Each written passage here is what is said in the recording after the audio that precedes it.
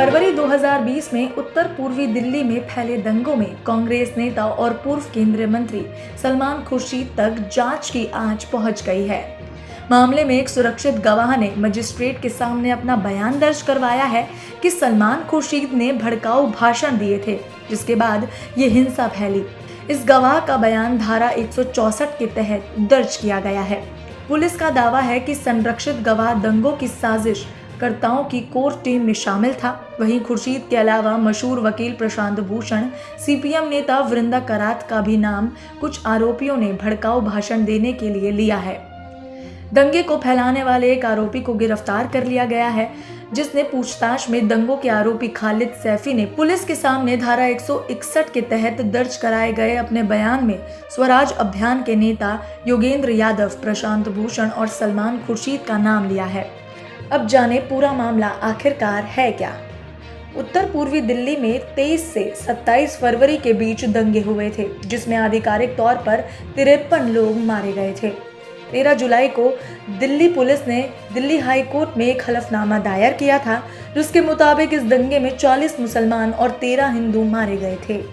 मामले में दिल्ली पुलिस ने अब तक कुल 751 एफआईआर दर्ज की थी, जिसमें पुलिस ने जांच से जुड़ी जानकारी सार्वजनिक करने से इनकार कर दिया था और कहा कि इसमें कई संवेदनशील जानकारियां हैं जिससे वेबसाइट पर अपलोड नहीं किया जा सकता। एनएसएस के सेवा माध्यम से शिक्षा एवं चरित्र निर्माण कार्य की राष्ट्रपति कोविंद ने सराहना की। राष्ट्रपति ने कहा कि कोविड-19 के समय में राष्ट्रीय सेवा योजना के स्वयं सेवकों के कार्य काफी बेहतर है और इनका सेवा के माध्यम से शिक्षा, चरित्र का निर्माण और व्यक्तित्व विकास का कार्य अनुकरणीय है। राष्ट्रपति ने आज वीडियो कॉन्फ्रेंस के माध्यम से राष्ट्रीय सेवा योजना को पुरस्कार प्रदान करते हुए कहा, राष्ट्रीय सेवा योजना युवाओं ने कोविड-19 के कारणों और उसकी रोकथाम के संबंध में जानकारी का प्रचार प्रसार करने में सरकार एवं गैर सरकारी संगठनों को अनेक प्रकार से सहायता प्रदान की है। इन स्वयं सेवकों ने जनसेवा की नई मिसाल प्रस्तुत की है, जो कि बेहद सराहनीय है। साथ ही कोविंद ने ये भी कहा कि सभी ने ये सिद्ध किया है कि हमारी बेटियां भी राष्ट्रीय सेवा में अमूल्य योगदान देती हैं।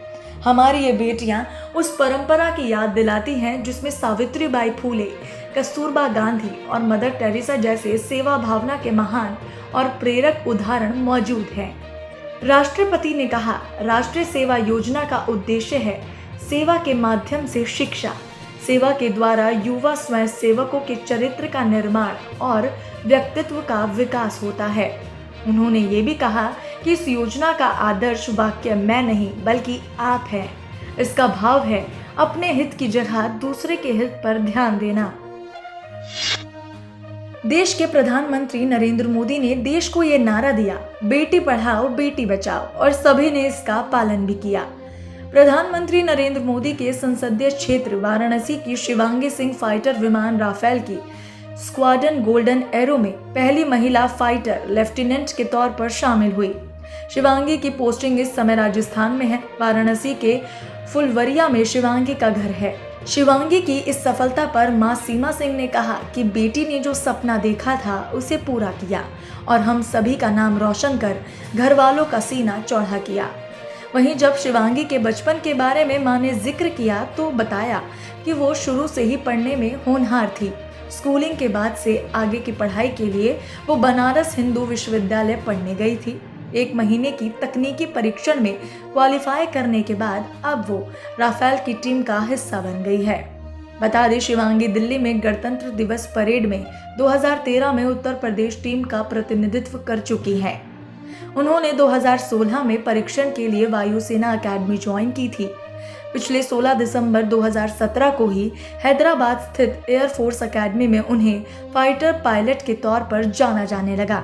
हैदराबाद में ट्रेनिंग पूरी होने के बाद शिवांगी इस समय MiG-21 की फाइटर पायलट है।